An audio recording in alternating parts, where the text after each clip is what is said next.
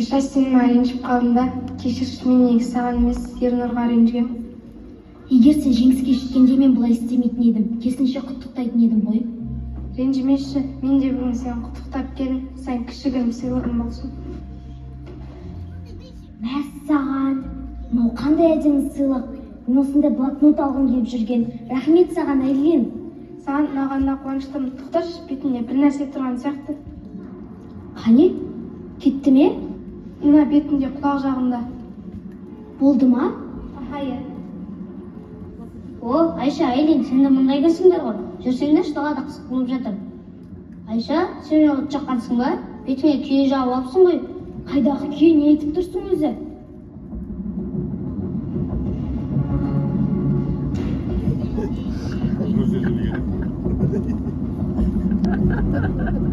Таза өзім рөлі ма?